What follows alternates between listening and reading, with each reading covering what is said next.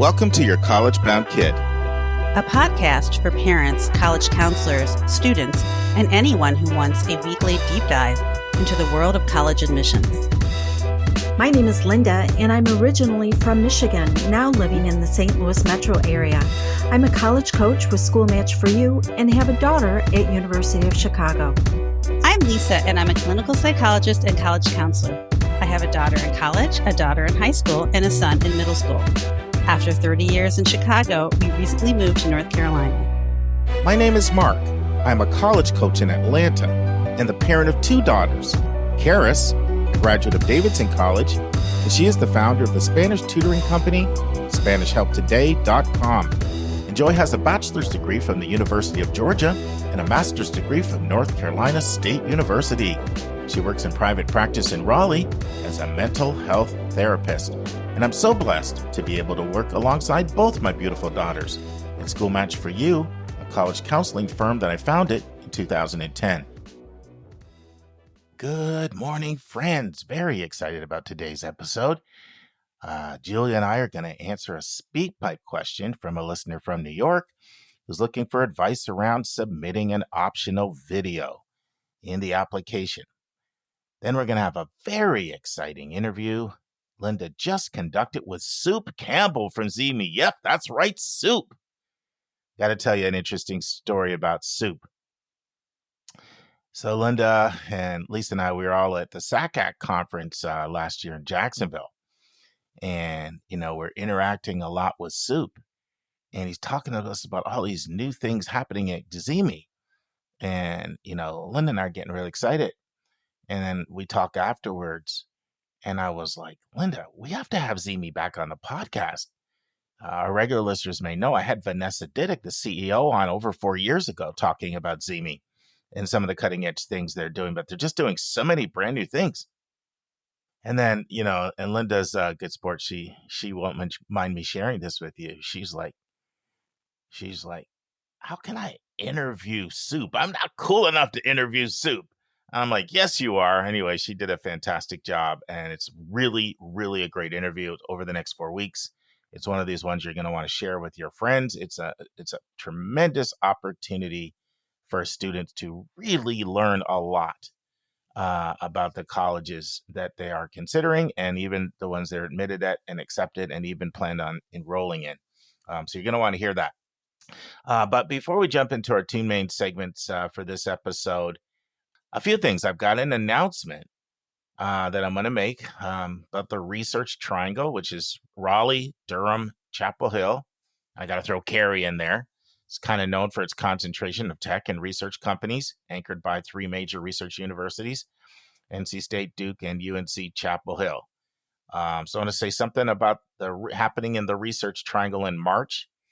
I'm going to add a few more comments about resumes and essay length that we talked about last week. It just feels a couple places didn't fully capture the nuance. I want to share a couple more things there. And then I am going to share what's really three major segments. This will turn out to be a major segment as well. Some tips for students and parents who are receiving admissions decisions. And it'll be particularly helpful probably for parents of 9ths, 10ths, and 11ths. Still, 12ths can apply it as well.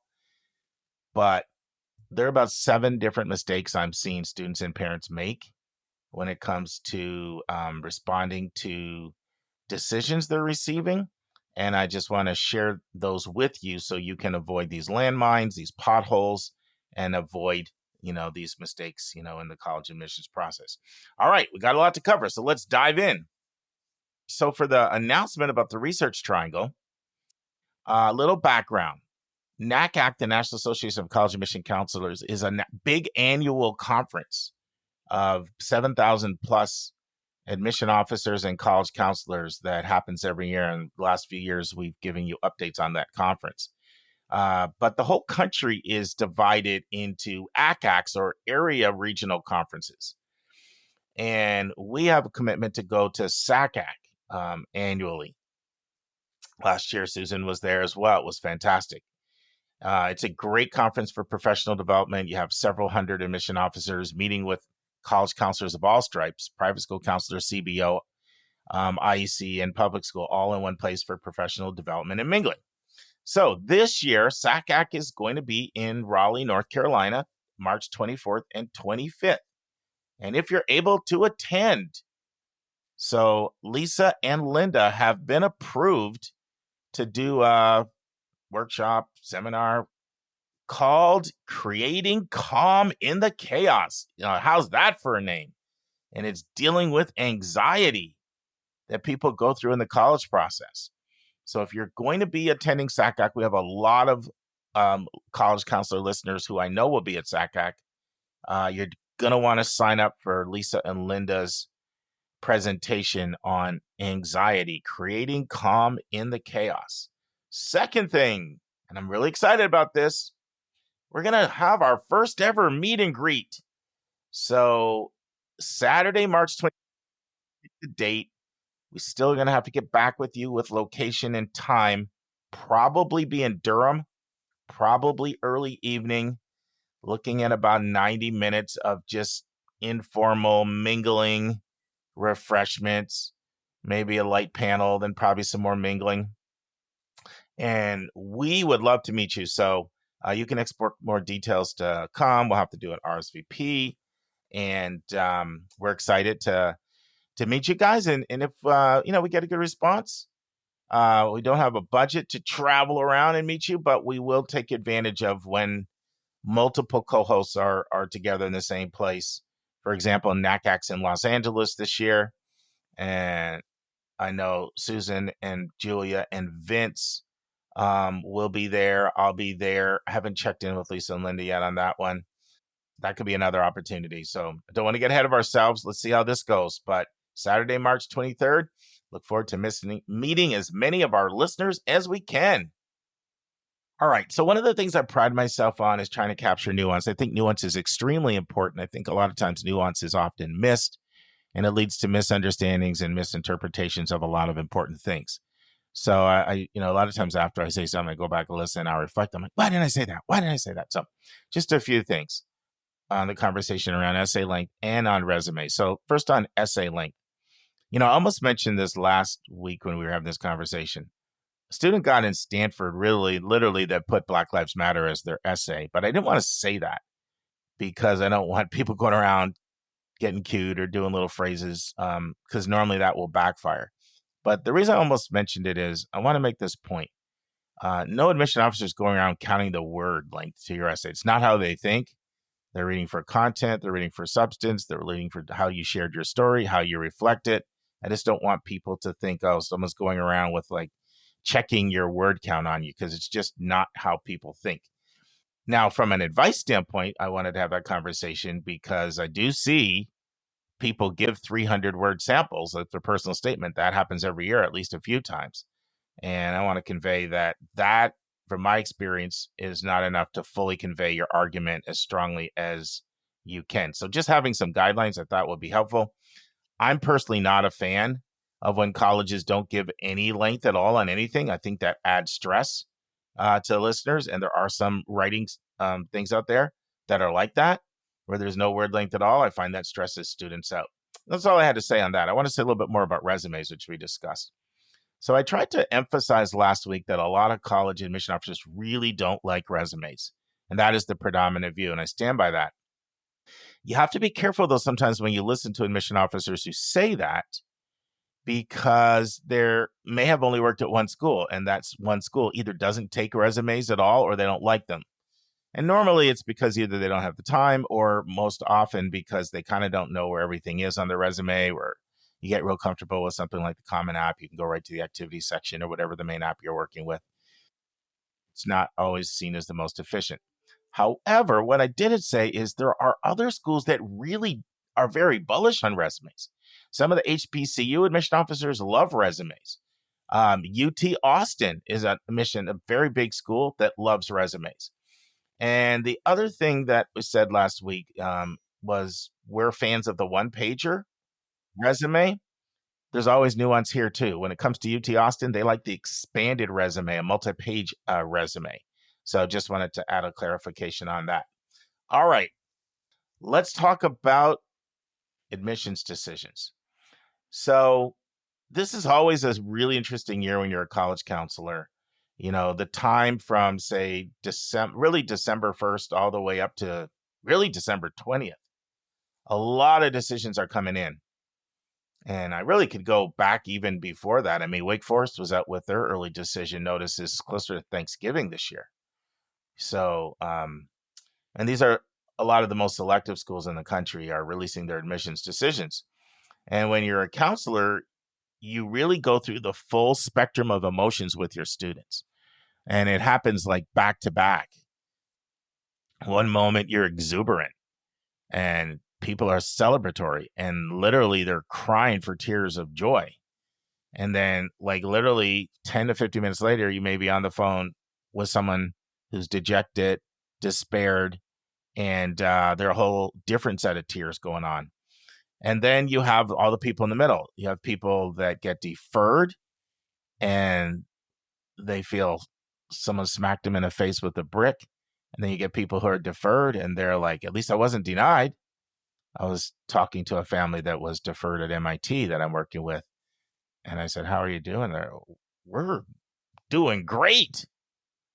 So, everybody's different with how they handle things. And I know it's an incredibly stressful time.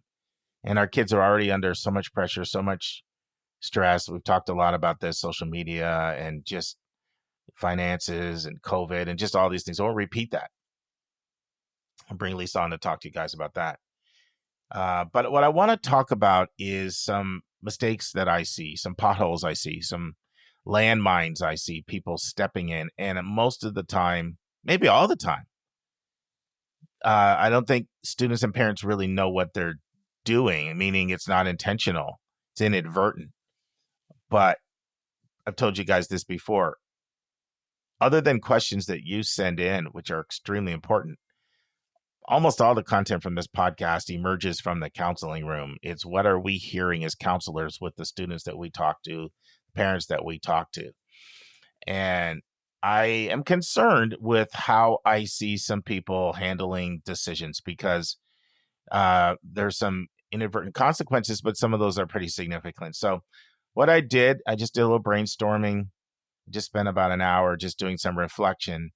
And I said to myself, what are the biggest mistakes I'm seeing people make with how they handle decisions? I want to share them with you so that hopefully you can not hurt another individual. So they're only in the order that they popped in my head. They're not in order of significance.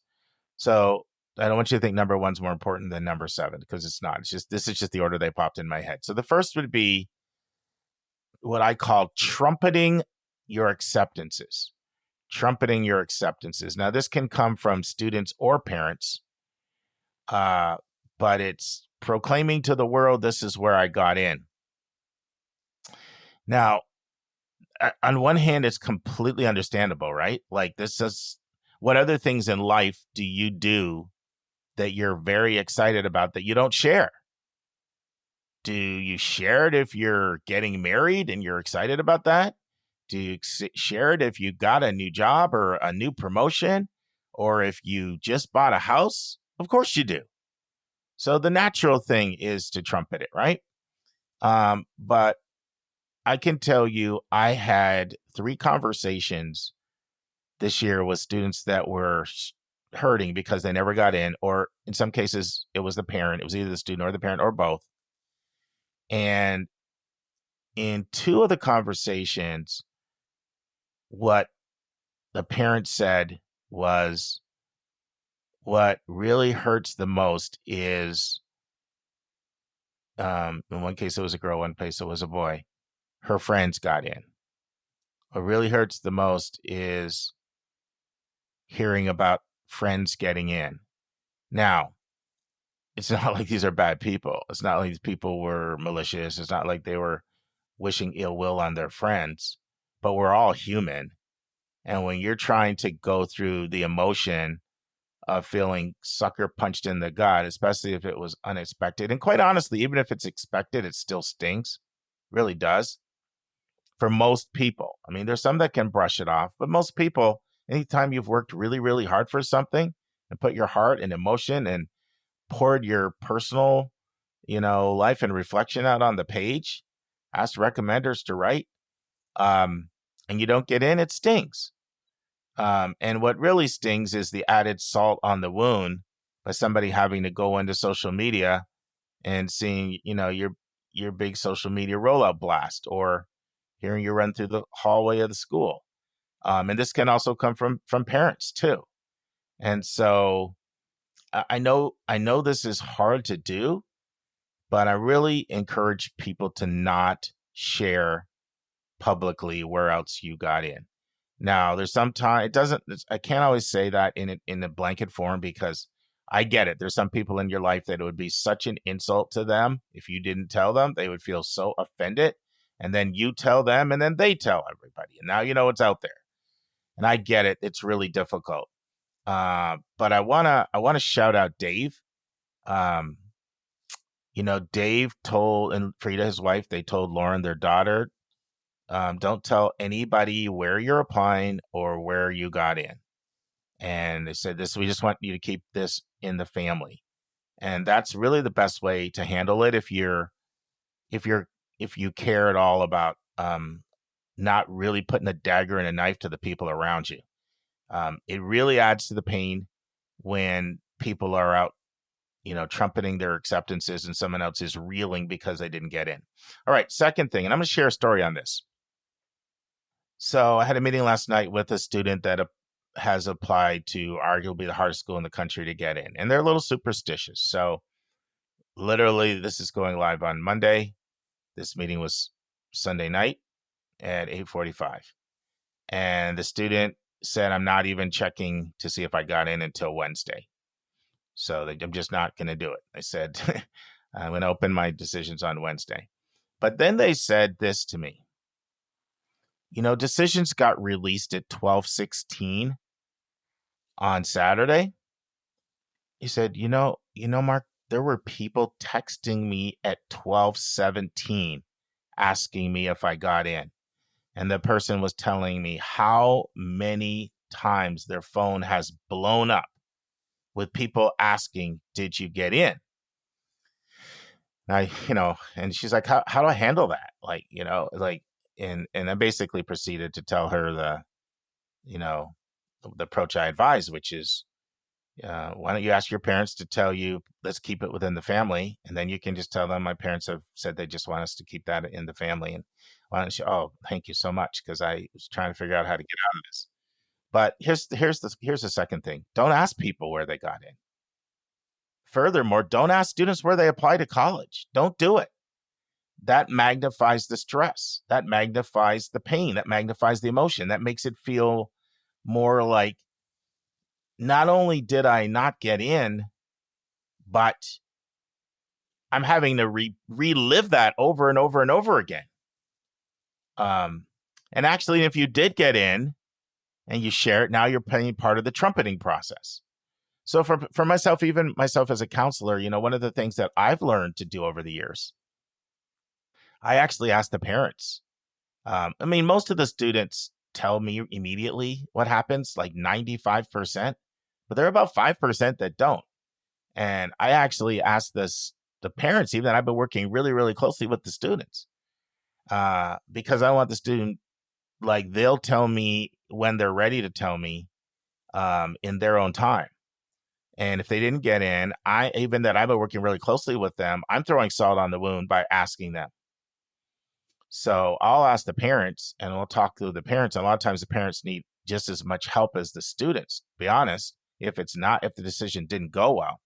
So the first thing, don't trumpet your acceptances. The second thing, stop asking students if they got in, and stop even asking them where they're applying. All right, number 3. And I know I'm going to step on some toes here. I'm sorry. I'm a straight shooter. I'm not trying to be insensitive, but I see some things out here that concern me, and I feel I need to address them. Don't assume you know why a student got in. I cannot tell you how many times I hear from a student or parent that say to me, and it's usually said in the context of either the student not getting in or the parent's kid not getting in this very selective school. And then the student or the parent says, that kid got in because their legacy, their dad went there. Oh, that kid got in because they're an athlete. Oh, that kid got in because they're a student of color. Oh, that kid got in because they were a poor kid. Oh, that kid got in because they're first gen. And the school's trying to bring in more first gens. Oh, that kid got in because their dad gave a big gift. And this is my question. Have you read all their essays? Have you read every single teacher recommendation, every counselor recommendation, every other recommendation? Were you in the interview? Did you read the interview notes? Have you even seen their transcript? Furthermore, do you know what the needs of the school are that they got in? Do you know every single one of their institutional priorities? Remember, schools admit kids who meet their needs. One of those things that grinds my gears are all these videos you'll see on YouTube and TikTok, why I got into Stanford, why I got into Yale, or name your other brand name school. You don't know why you got in. And certainly other people that didn't read your application don't know why you didn't get in or why you did get in. You know, if you're a parent or a student, you definitely don't know why somebody got in, and you definitely don't know what the needs of the school were. Schools do not admit kids willy-nilly, arbitrarily. There's a reason why they admit, and you don't know what it was. So don't cast aspersions on another kid. Don't assume that you know why somebody else got admitted, because you don't. It's very arrogant. Okay, number 4. Don't imply or explicitly state to your kid that the kid who got in, you were actually better than they were, better than he was, better than she was, but the process is just unfair. I just see way too much of this. Now, most people don't use words like, oh, you're better than they. They don't say that. It's more implicit. But what they do is they say things like they shouldn't have got in over you if the system was fair. The system is never going to be fair. When people say you would have gone if the system was fair, what most people mean by that is if they took the kids with the higher grades and the higher test scores. That's how most people define excellence and quality, is at grades and test scores. That's why some of the hardest people for me to counsel are kids that have a 1550 or higher on the SAT, 3536 ACT, just from the standpoint of it just breeds entitlement. They just assume, okay, my scores are high, though I should be getting in all these places. I'll tell you this. I took a look at the last 20 kids that we've worked with as a company that did not get into Brown. And 19 of those 20 kids had 1500s on their SAT. And the one kid that didn't get into Brown, that didn't have a 1500 SAT, had a 1490. So the kids that don't get in have those scores. And the kids that were deferred have those scores. Scores and grades are not how colleges define excellence. They'll knock you out, but colleges are not thinking, oh, you had a 1570. Oh, you had a 1530. So we're going to take the kid with the 1570 over the 50. That's not how they think. And they do this. And the same thing for class rank. It's not how they think. And so that's normally how I see people sort of keeping score. But that's just not really how it works. And nothing is really fair about this process if you actually think about it. So people want to say test scores are the metric. Well, is it fair that you had educated parents? Hope you know that's a very, very big reason why you have your high scores. Is it fair that you had exposure to test prep? That's a contributor. Is it fair that you've been able to be in quality schools for 14 years compared to somebody else whose parents are under-resourced and property taxes fund schools, so they're in inferior public schools and they can't afford private schools? Is that fair? Many private schools and schools in affluent suburbs rarely give grades under B because the parents have a lot of power and there's going to be backlash against the teachers. You're killing my college admissions chances.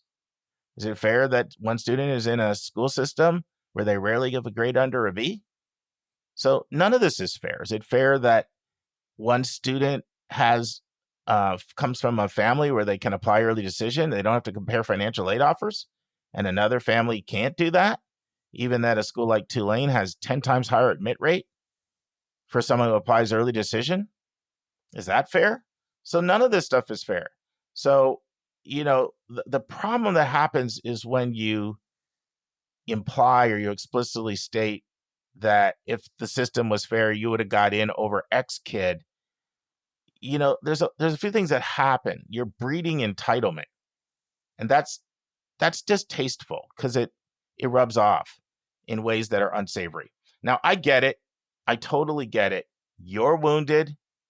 Your child is wounded. And it's actually a natural defense mechanism to preserve their positive self-esteem, to say the system isn't fair. But you're subconsciously teaching entitlement. You deserve that spot, and that kid took it. That's not actually healthy for you. You know that comparison will rob you of your joy.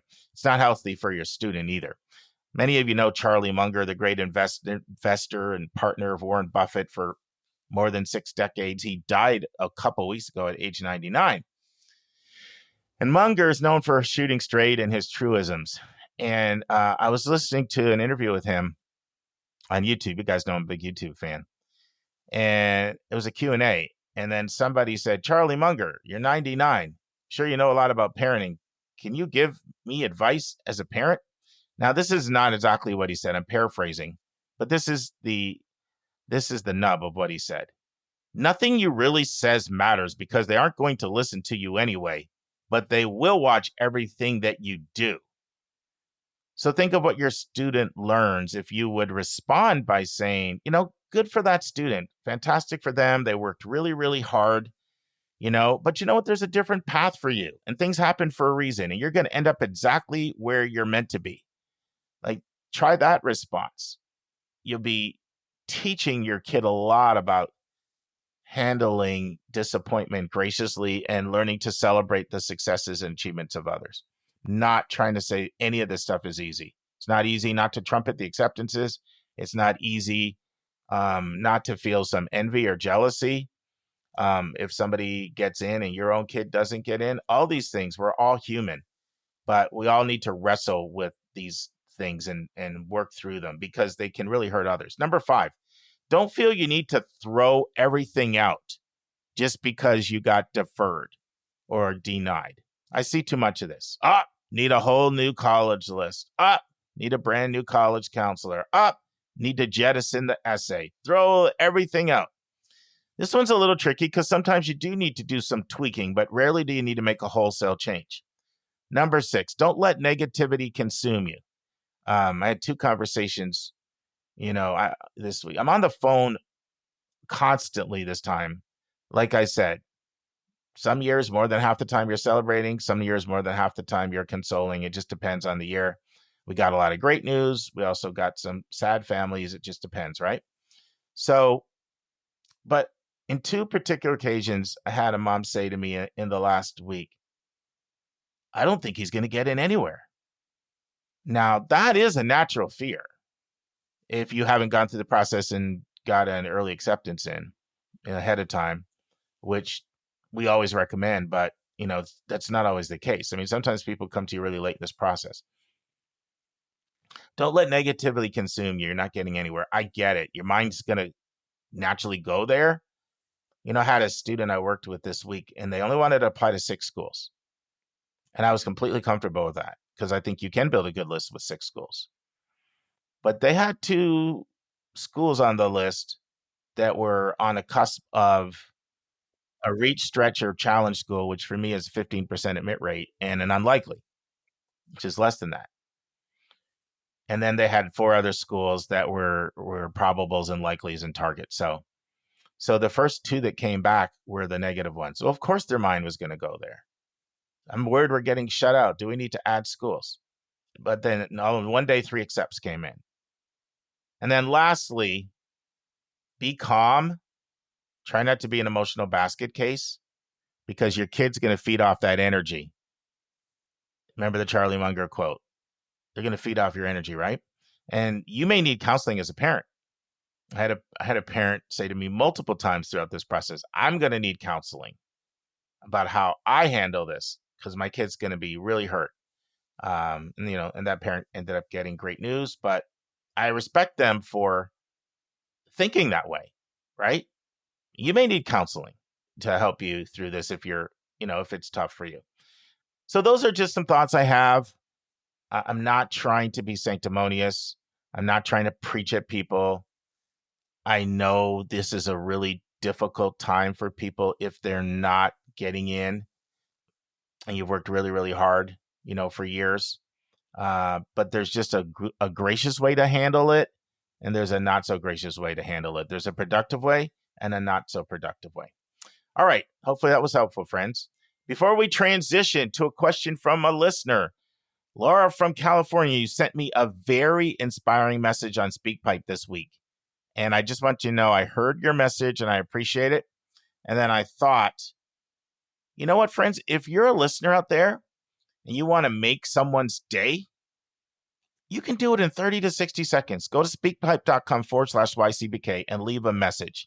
You can leave a message for any one of our co-hosts that has just encouraged you or inspired you, or maybe this particular episode, they said something that touched you.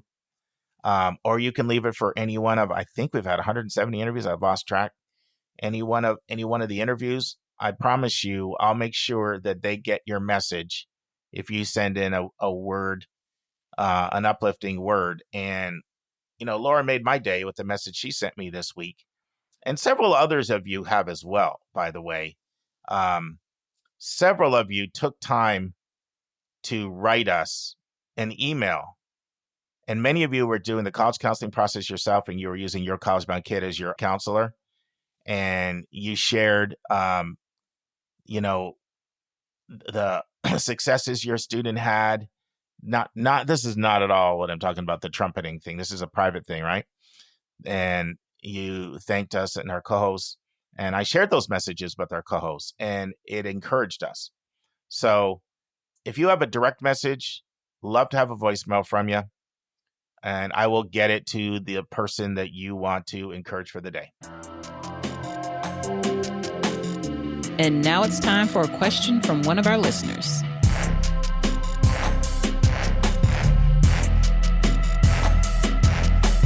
Okay, we have a great question that came in about video submissions, which we know are on the rise.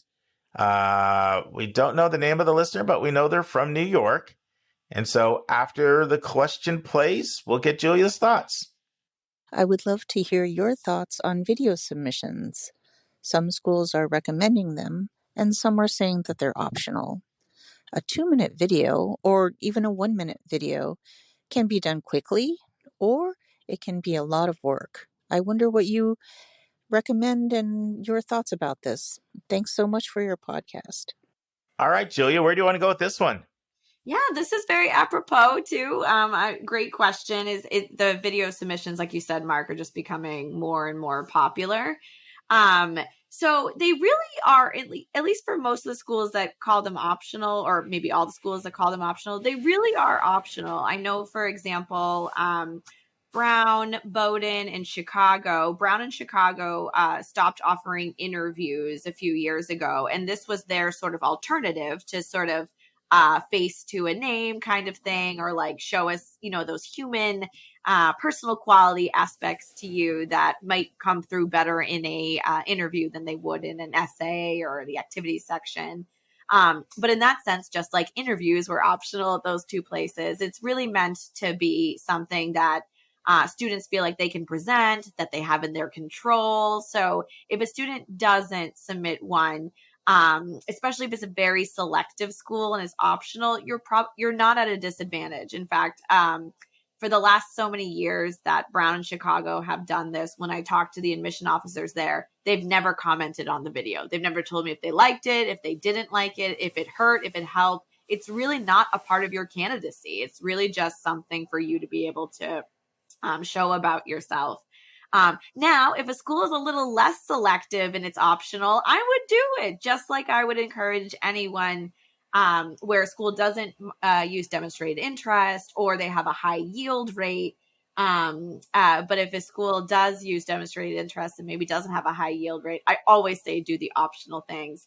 And I really do trust admission officers for not caring about the quality of the video, how creative you are, how good you are at video editing.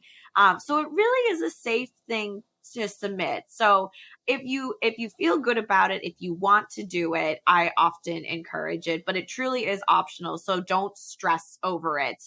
I find that a lot of my students spend more time on the video than sometimes like the supplemental essays, and they ask me to review it and what should we do? And they stage things and they have like a script. And it's like, that was not the intention of the colleges when they said for the optional video.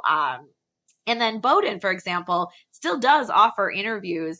They're just trying to be more equitable and know that some people are maybe a little more nervous in a one-on-one setting in an interview and maybe would rather present themselves in a video. So that's really why they make it optional as well. So I've yet to run into a college that requires it. But I would really love for just the messaging to be out there that it really is truly optional if they say it's optional. Great to do it if that's in your comfort zone. But if it's going to cause you a lot of stress, a lot of strife, I would really think about that. But know that even if it does cause you stress and you don't love it, or if it's not great, it's not going to hurt you in the admissions process. So I think a lot of people would be wondering, Julia, what does Julia consider selective? Because she said for her, it's a highly selective, it's not as important. And for a less selective, it is. And we know you're talking about interest. A lot of schools that are less selective, they have lower yields. Mm-hmm. And schools with lower yields are oftentimes looking to see what's the engagement level from the student who took the easy path out. Right. We know that they even interviews so many times as a test to see did the person do it or not do it. And then optional essays, optional anything is oftentimes a test. So that's what she's referring to. But I'm sure we have a listener that's wondering, well, I don't know. What does Julia consider selective and not selective? So I have to ask you that. Yeah. In this context, I would say any school that admits less than 25% of their applicants would probably be one that doesn't worry too much about yield or demonstrated interest.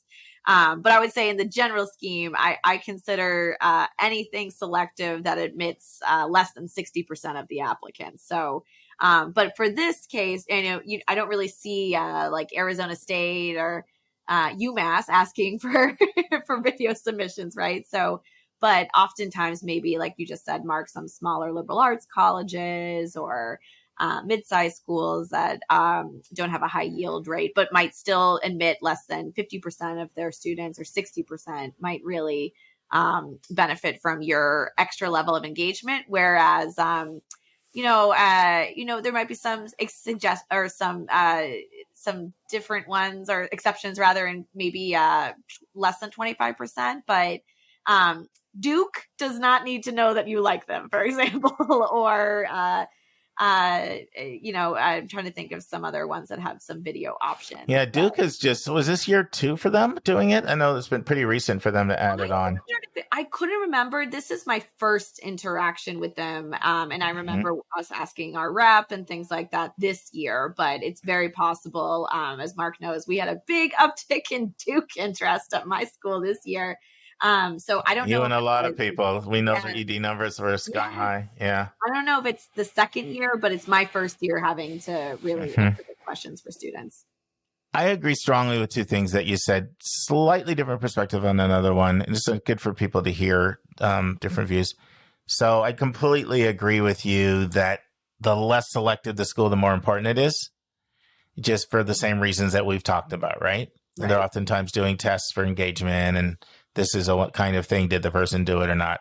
I also really agree with you. Even more, want to emphasize even more Julia made the point, like, this is not the place for your staging. This is not the place for your professional photographer. Mm-hmm. I want to say that actually hurts you. Yes. You would agree. Yeah, it hurts you. In fact, there are quite a few schools that actually have that right in their description. Please do not, and they word it differently, but they're basically describing have everything professionally done. Like, that comes across as being more contrived. Yes. And you do not want that. Yeah. You do not want that. So I cannot emphasize those 2 things enough. I generally feel like when something is optional, whether it's selective school or not, I like people to do them. Mm-hmm.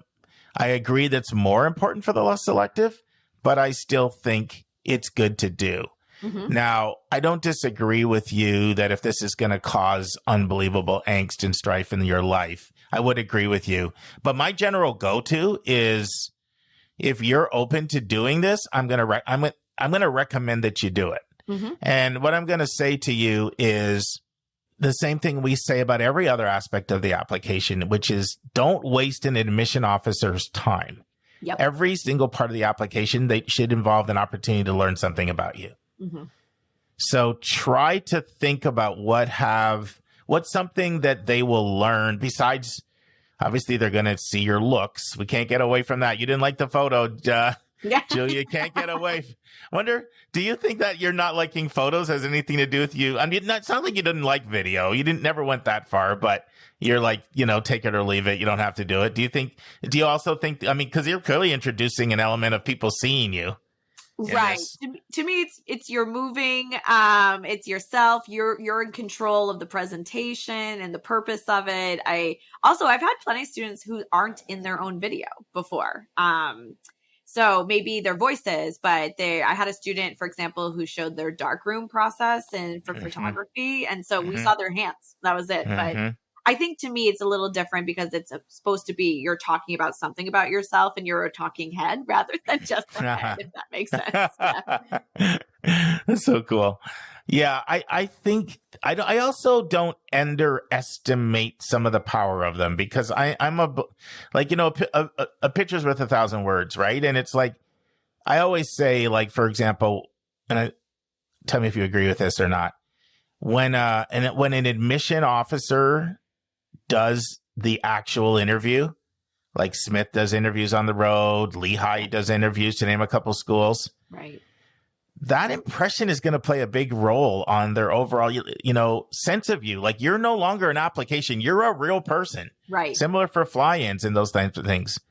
So, I'm not going to compare an interview to a 90-second video clip, but, people are often influenced by subjective things. So I don't underestimate the power of that presentation to impact someone's perception of lots of things, So I would not say they're kind of a non-factor. Like, yeah, I'm not saying they're the most important thing, but I don't underestimate how little, anytime someone has an encounter with somebody, and I'd say the same thing for if somebody talked to you for 90 seconds in the lobby, right, before they went in. Like, you never can underestimate how those things can influence the overall perception. Would you agree or disagree on that? Oh, totally. Yes. And I would say by and large, most of my students, I encourage them and they do this. And it is, and while it might not make or break your application, it can only help in the sense that there's another sort of element to you as a human in there that better helps the admission officer understand you. Yeah. So a couple of things. This is really important. Be yourself. Yes. Be yourself. Please be yourself. Like, I'm sure you're the same way, Julia. I see a fair number of these, because Brown and Chicago and Duke, these are popular schools. Yep. Right. And so be yourself. It's really important. I don't know. Here's a question for you. How do you feel about the person that sort of doesn't get it professionally done, but they take snippets of different phases of their life and they kind of put something together, as opposed to like a consecutive 90 seconds of interaction with the person? Do you know what I mean? Like, this is when I was 6 and this photos goes up, and I was 10 and I was 13, a little bit of a commentary. What are your thoughts on that? Yeah, I would say that's actually, for the listeners, I work at a boarding school. So a lot of my students aren't able to like show little clips or snippets of themselves outside of their own, our own campus. And something that's been kind of popular with my students, especially if they're not really into video editing, maybe they don't have they've got a smartphone, but maybe not super, adept technology, but we're in the age of, it's much easier to do this, but we'll actually do something where they hold up 3 separate objects that they have with them at school that are really important to them. And then they're able to sort of elaborate on those. So I'll learn about a trip that the student took from something they had, or they might have a picture of themselves at summer camp with their best friend when they were 6 or something like that. So So you don't have to be high tech here, right? Exactly like that. It's really quite, you could really just find ways to have like a visual narrative that do not require some like funky features and different snippets and certainly not a film crew.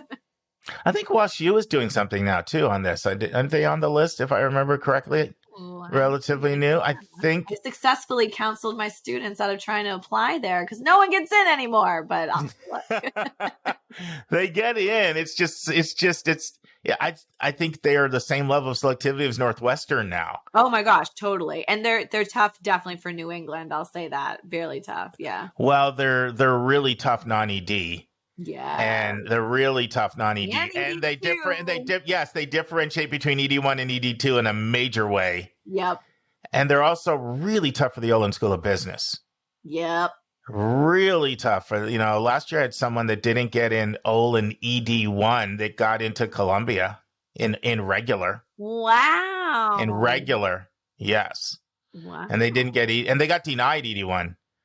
Dang. So, I mean, it's a small business school. Mm-hmm.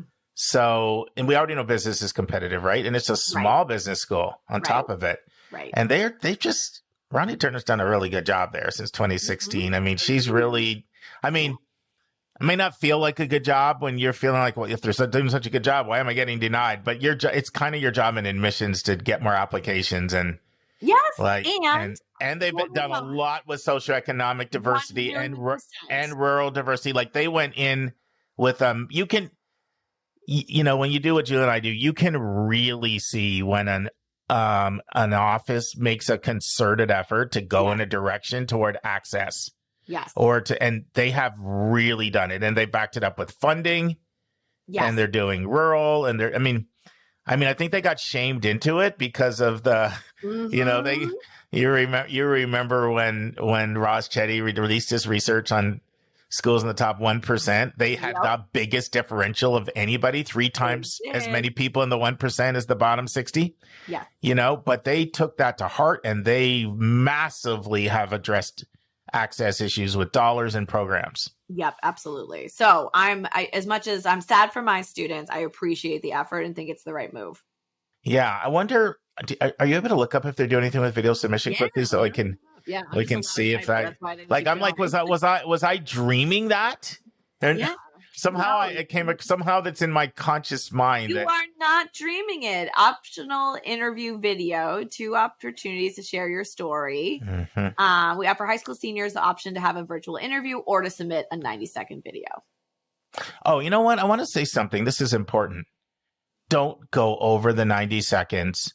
And this is the other thing that I would say. If you don't have a school that clearly delineates how long it should be, I would use 90 seconds as your guide there. Mm-hmm.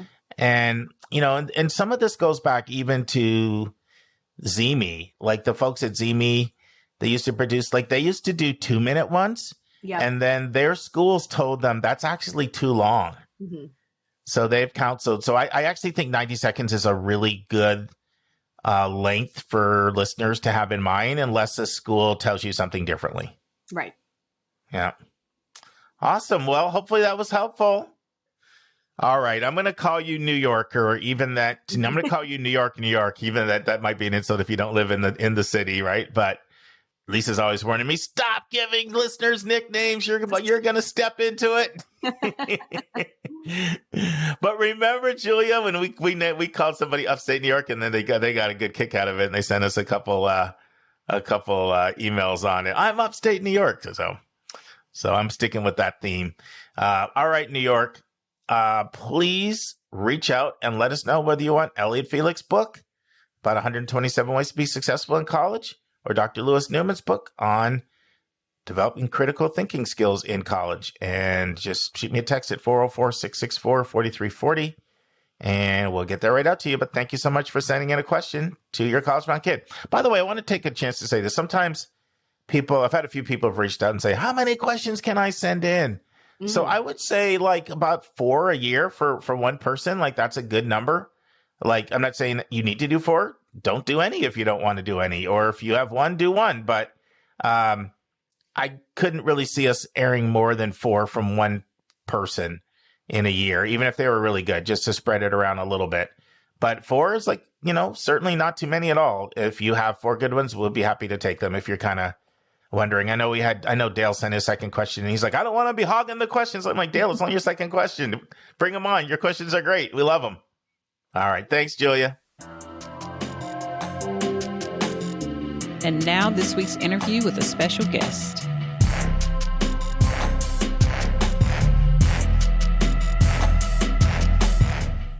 Friends, super excited about this brand new 4-part interview that Lynda has with Soup Campbell. Soup is over branding and marketing and product development at Zeemee that has an amazing mission statement that simply says connected students thrive. So Soup starts out in part 1 talking about how Zeemee's changed in the last 5 years. Then Soup talks about his background in admissions, high school, teaching, and social media. Soup talks about how Zeemee is different from Instagram, Snapchat, TikTok, and Discord. Soup talks about why colleges like Zeemee so much. And Lynda asks Soup whether students know Zeemee is aware of what they are saying in the chat rooms. And Soup talks about whether Zeemee sells student data. But before they get into all of that, Lynda has to ask, Soup, how'd you get the name Soup? Listen and enjoy.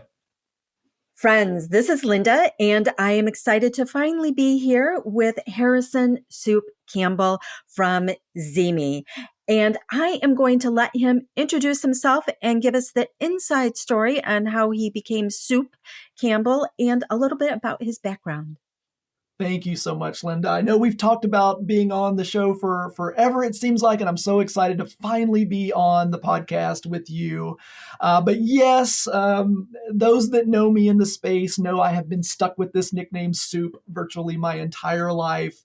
And I can give you the quick backstory on this for those that are listening that are like, why in the world is this guy called Soup? So obviously last name Campbell. So that's probably the connection there with Soup Campbell. But it goes back to elementary school. And I can remember this as vividly as if it was yesterday.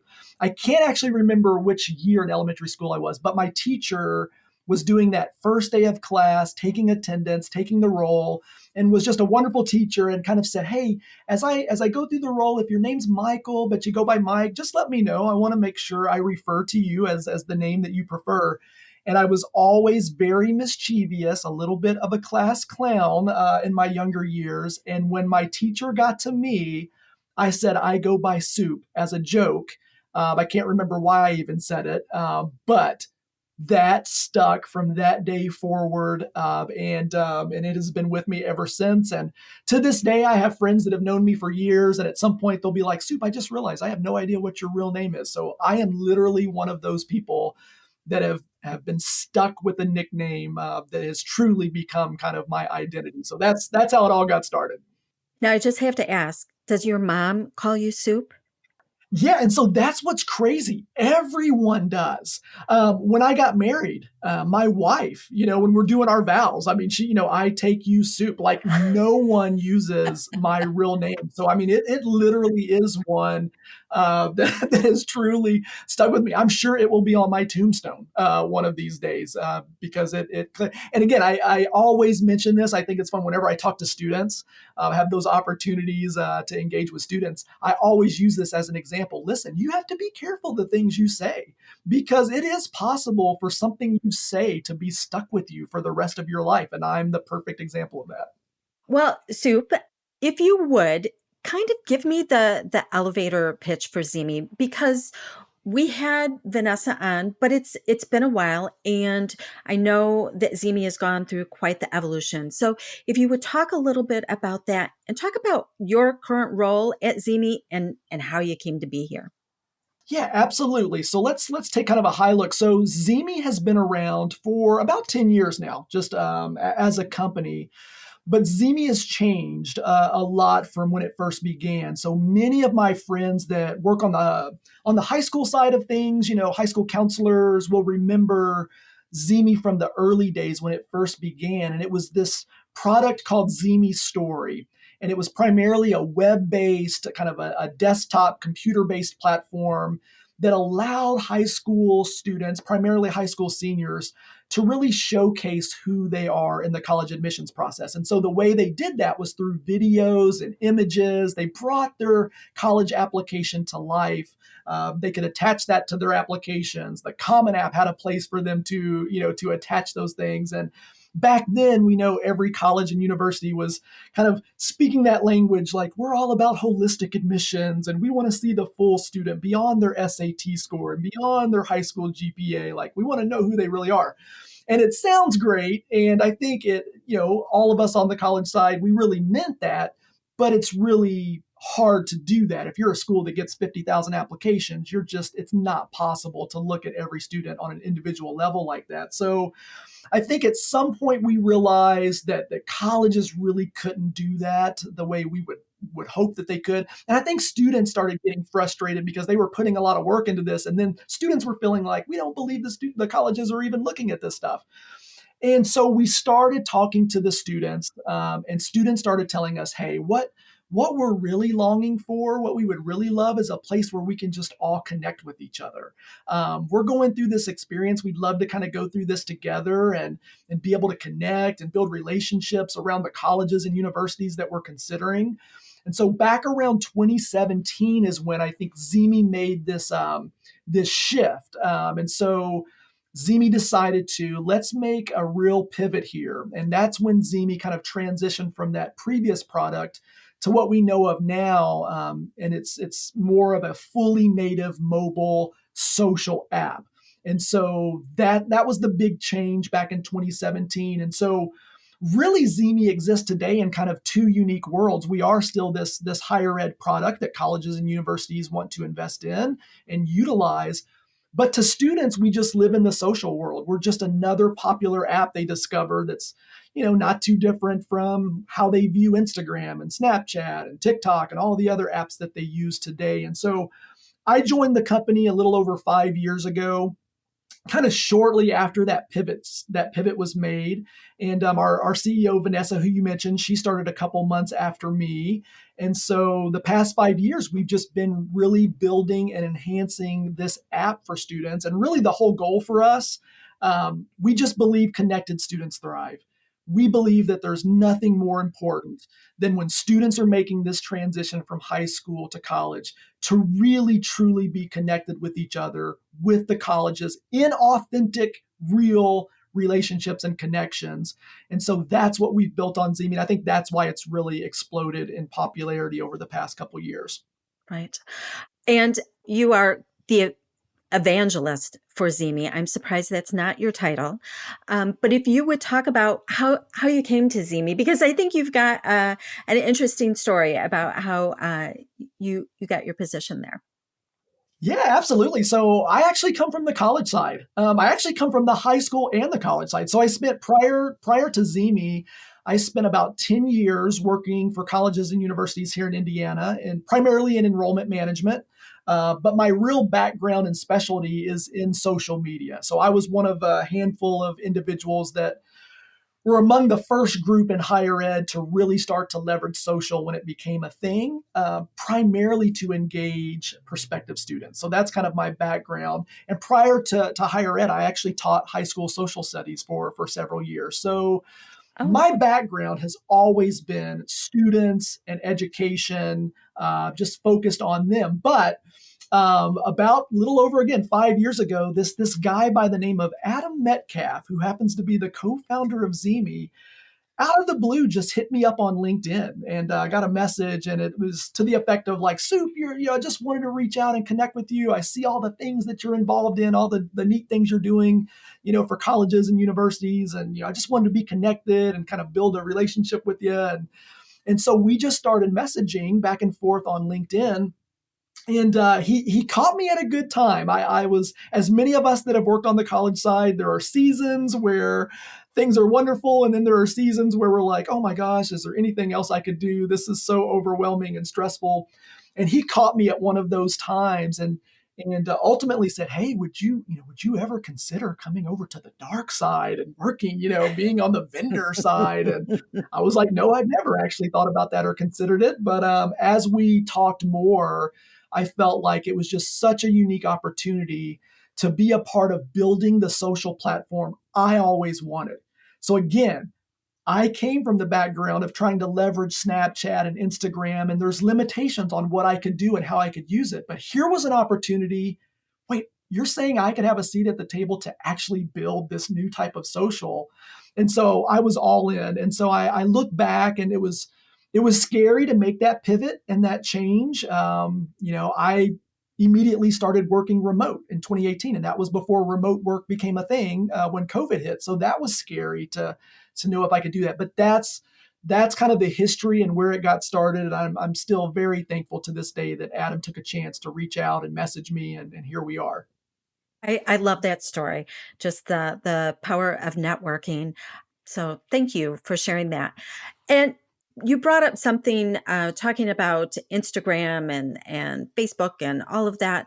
Tell me, how does Zeemee differ from Instagram or Discord or all the other places that students are right now?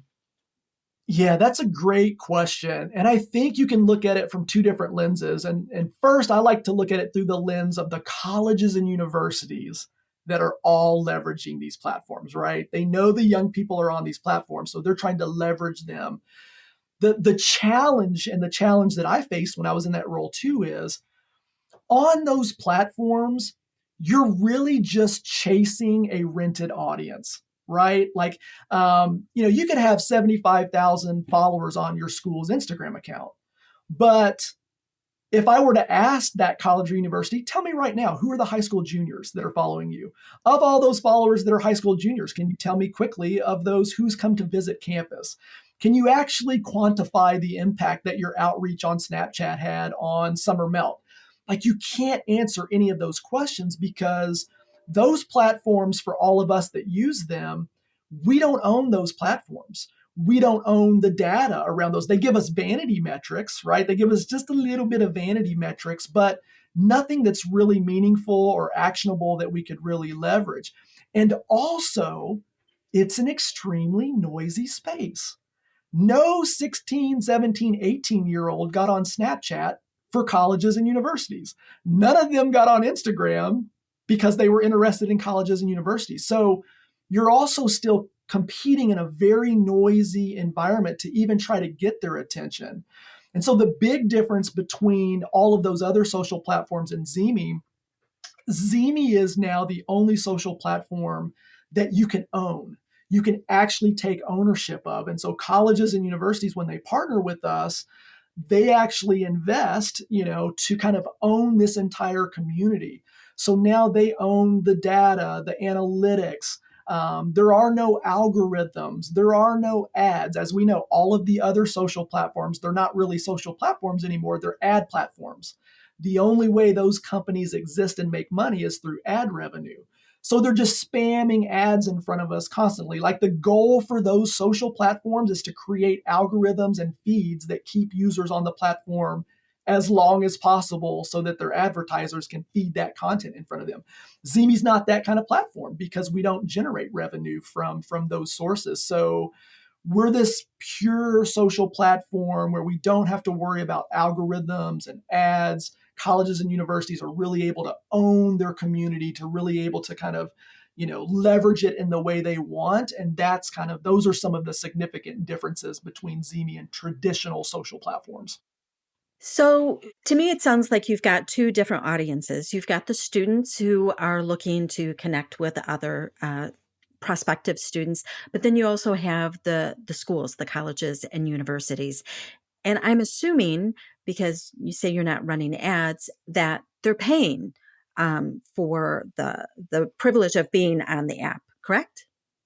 That is absolutely correct. So from a revenue standpoint, Zeemee generates its revenue through those partnerships with the colleges and universities. And so, there's several different tiers of partnership, but it's primarily based on like an annual subscription model. So that is how Zeemee as a company, exists, by generating that revenue through the colleges and universities. And what I love about that model, again, is I love it from the student perspective. Students never pay a dime.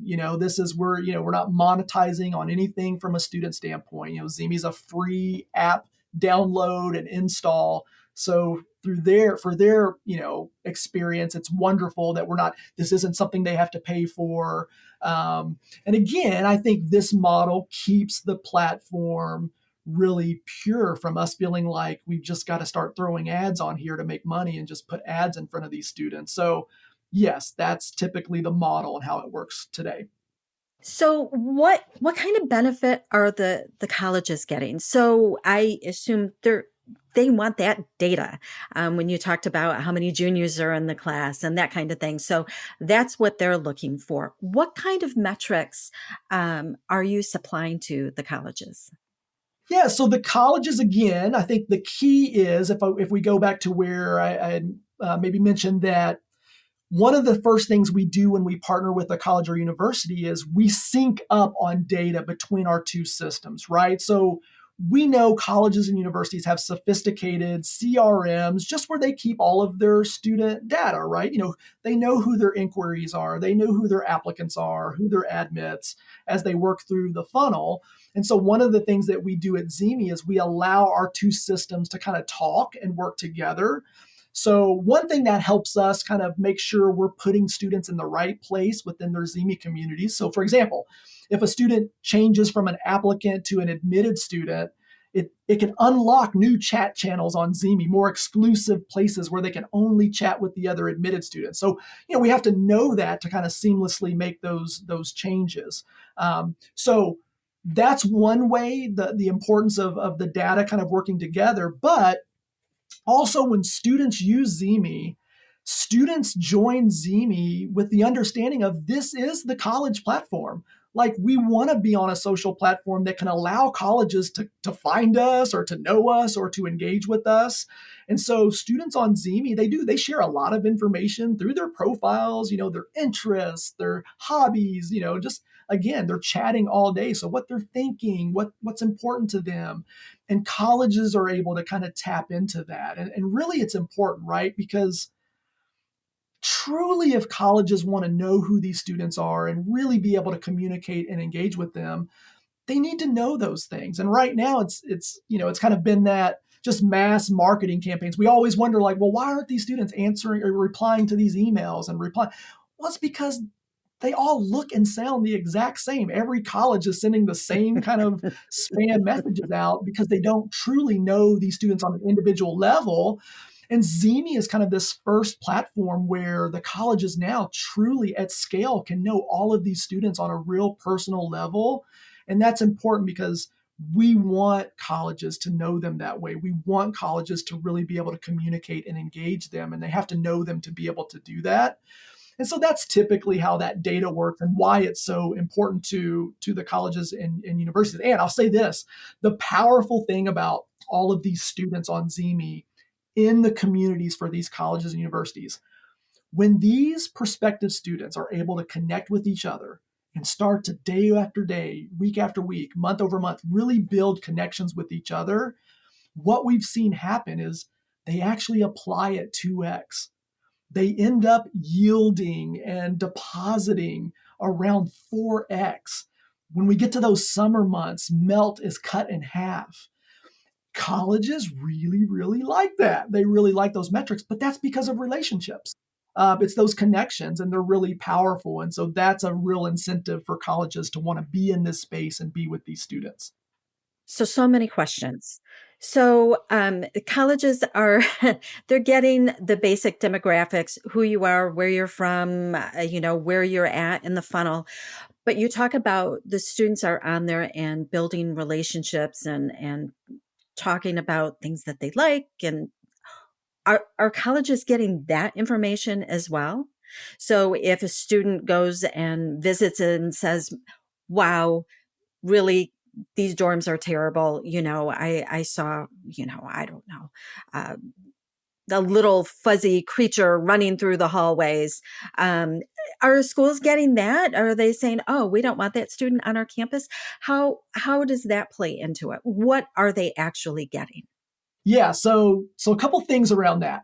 So first, yes. So again, at its core, there's a lot of really cool features on Zeemee, but at its core, it is a chat app. These high school students, I am not joking when I say this, they are on this app chatting all day, every day, 365 days a year, 3 o'clock in the morning. I don't know. My youngest son's a high school senior. And I've asked him recently, I'm like, what are you doing at high school all day? Because there are hundreds of thousands of these like high school seniors all through the school day. They're on Zeemee chatting with each other. And I'm like, are you guys doing anything in school that you can be on Zeemee chatting all day? So Don't ask that question. You don't want the answer.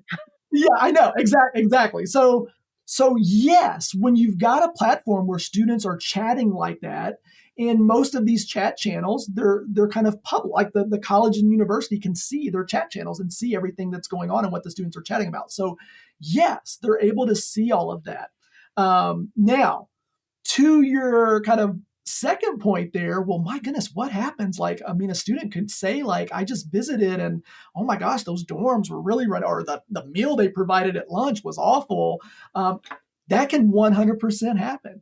And this is where I have a lot of fun with my friends that are on the Marcom side in higher ed, because they come from the background of like, we must control the brand at all costs. We can never have a student be authentic and real. And so I have to really teach a lot of our Marcom folks that like, hey, you've got to be at a place where you can be okay with that.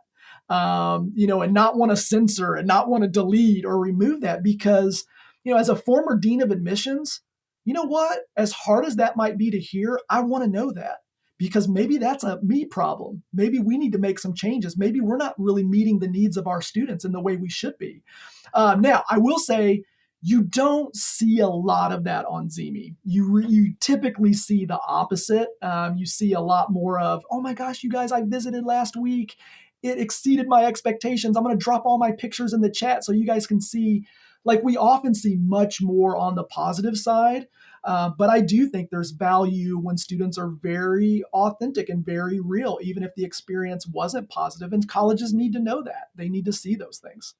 So for students, they join this platform, and how is it made abundantly clear that their information is going back to the college? How do they know that? How do you educate the students that it may seem like just a chat, but the colleges have a huge stake in this? Yeah, absolutely. So like clearly as part of the onboarding experience when you install Zeemee, now again, we know kids aren't going to go and read through the terms of service because none of us do that either with all the apps None that of we us do use. that. But, all of that, yeah, all of that is clearly defined there. But even through the onboarding process, we kind of make it very clear that, you're on a platform now where colleges want to get to know you. They want to connect. They want you to be in their Zeemee community. But it's not really about trying to get their data or information from them. That's not really the goal. The goal is the colleges just want them to join their community and want them to get to know them and want them to get to know the other students that are considering their school. Zeemee doesn't sell data. Like we're not a platform that does anything around those lines. So it's much more about the students wanting to be able to, again, make those connections. Zeemee is very much all things opt-in. Students can leave any community, they can follow any college they want. Students always have the power on that. And so that's typically how we do that. And again, yes, the students are coming onto the app aware that that's why this app was built. That's the purpose of this app, is for you to be able to make these connections, share yourself, kind of with these schools and allow these schools to get to know you. Friends, this concludes the first part of Lynda's interview with Soup Campbell. We hope you join us next week for part 2. On Thursday's episode, Dave's back in the saddle. We're discussing an article entitled Recruiting to Campuses Far, Far Away. This article deals with demographic shifts and funding woes have led a diverse and growing array of colleges to hire recruiters who live and work hundreds of miles from campus. Is it worth it? The article is by Liam Knox of Inside Higher Ed, and it's hot off the press, November 28, 2023. Question from a listener comes from Emily from Pennsylvania. And she says she comes from an under-resourced family and can't afford a private college coach. She wants to know, are there any organizations that help under-resourced families with college counseling? And Lynda and Lisa, who have both done pro bono work, helping underserved families, they got together and answered that question for Emily. And we'll have part 4 of my interview with Melissa Salazar of Colorado College. And we're discussing 6 different types of college visits. And for this episode, we're going to be focusing on the self-guided tour and answering questions about the self-guided tour. And our college spotlights will resume in January. Just giving our staff a break over the holidays. All right, friends, it's our last quote on the personal statement. And then I'm itching to get back to my favorite quotes. I can't wait to get back to them. This comes from Michael Davis, who I don't know if he's still at UNC Chapel Hill, but he was an associate director of admissions there. And he simply says, the essay is a unique opportunity to share your story and what is meaningful or important to you. Write about a topic that helps the university understand you as a unique individual. Write about how you would contribute to the campus community. See you on Thursday, friends. And that's our show. A big thank you to you, our listeners, for tuning in this week. If you find this podcast helpful, please follow us and you'll get every single episode as soon as it is released. If you're interested, there are a few ways you can really support our podcast. You can click the share button and send it to your friends and acquaintances. You can help us pay our staff and our expenses by donating on our website. You can write a review for us on Apple or Spotify. I'm the producer of the podcast, but we have a fantastic team of 15. Shout out to our co-host, Dr. Lisa Ruff, Dr. David Williams, Lynda Depker, Susan Tree, Vince Garcia, and Julia Esquivel. And to our substitute co-host, Sylvia Borgo. Our sensational sound engineer is Nemanja Motvich. Our amazing music is from Victor Allen Weeks. Marketing designs are from Kimberly Blass. Lily Parikh manages our Instagram. Our image editor is Talha Khan. Joyce Ducker does our website episode updates. And our webmaster is Stylianos Dimitriou. And if you want to have a coaching session with Lisa, Lynda, or me, just text me at 404-664-4340. If you have a question you want us to answer, or if you have a recommended resource or article you think we should discuss, just send it to questions@yourcollegeboundkid.com. Our favorite method is for you to record your own voice at speakpipe.com/YCBK. By the way, check out our website, where you'll find lots of content that is not on any podcast app. Our website is yourcollegeboundkid.com. If you want to learn about other hot admissions topics, follow us on Twitter at YCBK Podcasts. We think of you as our listening family, and we look forward to meeting again with you every single Monday and Thursday.